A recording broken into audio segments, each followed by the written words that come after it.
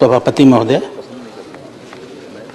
संस्कृत का एक श्लोक है, यो ध्रुवाणि परित्यज्य अध्रुवम परिसेवते ध्रुवाणि तस्य नश्यन्ते अध्रुवम नष्टमेव हि। जो व्यक्ति दीर्घकालिक हित, दीर्घकालिक जरूरत और आवश्यकता को छोड़ करके तात्कालिक और अल्पकालिक लाभ की दृष्टि से काम करता है, तात्कालिकता उसके साथ रहती नहीं है और दीर्घकालिकता वो स्वयं छोड़ चुका होता है। पर्यावरणीय संतुलन के साथ अगर भारत को छोड़ दिया जाए तो दुनिया के सारे देश ठीक यही आचरण कर रहे हैं। अकेले हम हैं जो पूरी ईमानदारी के साथ, पूरी निष्ठा के साथ, पूरे समर्पित भाव से पूरी दुनिया का बोझ अपने कंधे पर लागे आगे बढ़ रहे हैं और दुनिया के सामने एक उदाहरण रखने का प्रयास कर रहे हैं। जान सब रहे हैं, समझ किसी को नहीं आ रहा। वो कहते हैं ना कि कोई अगर सोया हो तो उसे जगाया जा सकता है, लेकिन कोई अगर सोने का नाटक कर रहा हो तो उसे कोई भगवान भी नहीं जगा सकते। पूरी दुनिया जानती सब है, आंख मूंद करके बन के पड़ी। जिस प्रकार से पर्यावरण को ही भी पिछले 2-3 दिनों में लगातार 2-3 सवाल, माननीय प्रमोद भाई यहाँ बैठे हैं, आपका ही एक सवाल लगातार समुद्र के लेवल को लेकर के, शायद ये सदस्य भी सब चिंतित हैं, लेकिन भारत के हैं इसलिए चिंतित हैं, दुनिया के हैं इसलिए चिंतित नहीं है। जो स्थिति वातावरण की दिख रही है और जो पूरी दुनिया स्वीकार कर रही है, 2021 का सदी समाप्त होते होते हमारी 1/3 जमीन जंगल में बंजर बन चुकी होगी। हमारे तकरीबन 300 करोड़ से लेकर के 350 करोड़ लोग खतरे में जा चुके होंगे। हमारे 70 करोड़ लोगों की स्थिति ये होगी कि वो करीब करीब अपनी जमीनों से उखड़ चुके होंगे। समुद्र के लेवल का आप सवाल पूछ रहे थे। तकरीबन 21 आते आते समुद्र का लेवल 1 से 2 फीट ऊपर हो चुका होगा। मैं इधर पार्टी की ओर से लक्षद्वीप भेजा जाता हूँ। लक्षद्वीप की चारों ओर की सुरक्षा उसकी कोरल रीफ करती है, अन्यथा समुद्र की लहरों में वो कब डूब जाए पता नहीं चलेगा। और अगर टेम्परेचर का बढ़ना इसी तरह जारी रहा तो ये सारी कोरल रीफ्स, उनका अधिकांश हिस्सा अगर 1.5 डिग्री टेम्परेचर भी बढ़ गया, 2 पर तो पहाड़ आ जाएगा, तो उसका बहुतायत हिस्सा समाप्त हो जाएगा और वहाँ की सभ्यता खतरे में आ जाएगी। ये सब पढ़ रहे हैं। ये डॉक्यूमेंट भारत नहीं पूरी दुनिया बना रहा है, लेकिन उस रास्ते पर चल नहीं रहे हैं। माननीय मंत्री जी यहाँ बैठे हैं, मैं माननीय मंत्री जी को बधाई दूंगा और माननीय मंत्री जी के माध्यम से अपने माननीय प्रधानमंत्री जी को बधाई दूंगा। मुझे नहीं मालूम शुरुआत में आपने अपना विचार रखा है या नहीं। अभी COP27 हुआ, 22 नवंबर को एक डाटा प्रकाशित किया गया। 22 नवंबर के उस डाटा में एक क्लाइमेट चेंज परसेप्शन इंडेक्स बताया गया, क्लाइमेट चेंज परफॉर्मेंस इंडेक्स। अर्थात कौन से वो देश हैं जो पर्यावरणीय संतुलन से और आने वाले परिवर्तनों का मुकाबला करने के लिए सबसे जागरूक हैं।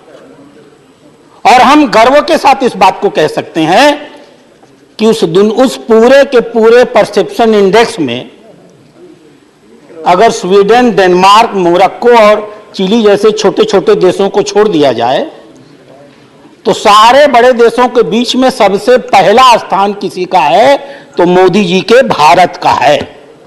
पूरी दुनिया ने इस बात को स्वीकार किया है और मैं इसके लिए माननीय अक्षय ऊर्जा मंत्री जी को बधाई दूंगा।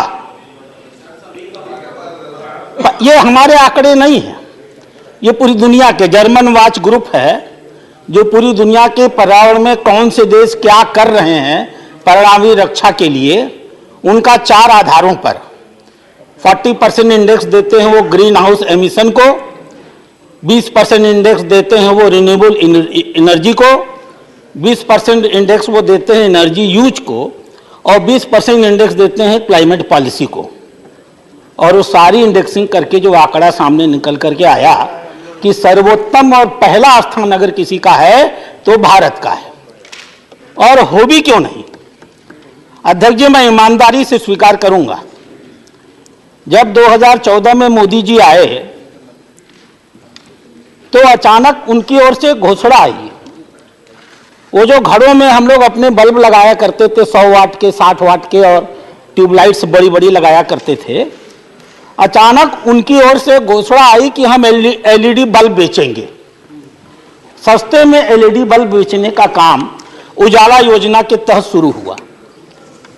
मैं भी सोचने लगा और बहुत से लोग सोचने लगे कि अब प्रधानमंत्री का काम यही बच गया है कि वो एलईडी बल्ब को प्रमोट कर रहे हैं। मैं सही बता रहा हूं।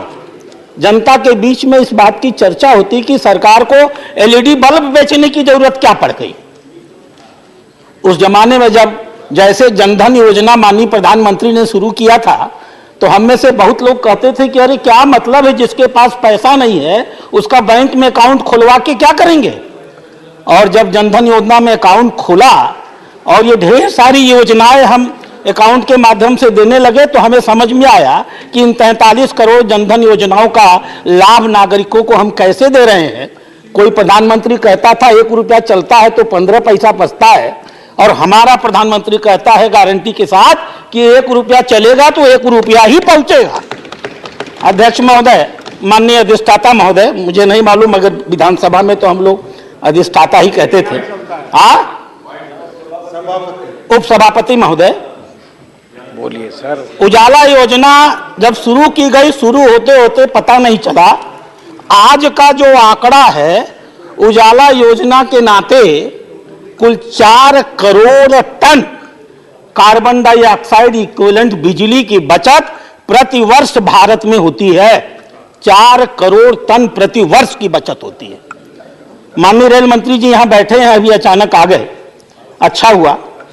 बधाई तो सामने देनी चाहिए, इसलिए देनी चाहिए कि किस प्रकार से रेल मंत्रालय ने अपनी नीतियों को बदला और इस चुनौती को स्वीकार किया। जो चुनौती मोदी जी ने दिया था, उस चुनौती को रेल मंत्रालय ने स्वीकार किया कि 2030 आते आते हम रेल मंत्रालय के सारे काम को नेट जीरो कार्बन एमिशन पर लाकर के पटक देंगे। यानी शुरुआत के दौर से 2014 से जो नीतियां माननीय मोदी जी ने बनाना शुरू किया था, आज उसका फल मिलने लगा। अपने कोई माननीय सदस्य कह रहे थे कि 400 गीगावाट बिजली बनती है। इस 400 गीगावाट बिजली का 42%, अच्छा आप इतने सुंदर हैं, मैं आपको क्यों ना देखूं? क्या बात कर रहे हैं आप, सो स्मार्ट है फेलो। तो माननीय उपसभापति महोदय, 400 गीगावाट में से 173 गीगावाट, ये हमारी उनकी विशेष दोस्ती है जॉन ब्रिटास की। 400, हाँ हमारे साले हैं भाई। 400 गीगावाट में से 173 गीगावाट रिन्यूएबल एनर्जी भारत इस समय बना रहा है। हमने जो लक्ष्य लिया है 500 गीगावाट के नॉन फाजिल का, हम 250 गीगावाट का लक्ष्य आज ही पूरा कर चुके हैं। 2030 आते आते हमें बचे हुए हिस्से को पूरा करना है। हमने जो रास्ता तय किया था उस रास्ते पर चलते हुए आज इस कानून को लेकर हम इसलिए आ रहे हैं क्योंकि हम दुनिया का मार्गदर्शन करना चाहते हैं, हम पूरी दुनिया को दिखाना चाहते हैं। हम गर्व के साथ कह सकते हैं भारत G20 का समिट का अध्यक्ष है। मैं बस खत्म कर रहा हूं। और G20 का ऐसा कोई देश नहीं है जो भारत के मुकाबले चुनौती में कहीं खड़ा हो सके। हमने चूंकि अच्छा किया है, हमने चूंकि पर्यावरण की चिंता की है, जो करता है वही कह सकता है। गांधी जी से लोग कहते थे ना, एक बच्चा आया कहा कि गुड़ खाना छोड़ दो, गांधी जी ने कहा कल आना कल आना कल आना। 7वें दिन उन्होंने बच्चे से कहा गुड़ खाना छोड़ दो, उसकी मां नाराज हो गई। गांधी जी ने जवाब दिया, जो काम मैं खुद नहीं करता हूं वो दूसरे को कैसे कहूंगा। भारत सरकार उस काम को खुद करके G20 के समिट में अब उन्हीं प्राविधानों को लागू कराने का प्रयास करेगी। मैं माननीय मंत्री जी को इस ऐतिहासिक बिल के लिए बहुत बहुत सद्भावनाएं देता हूं और बधाई देता हूं।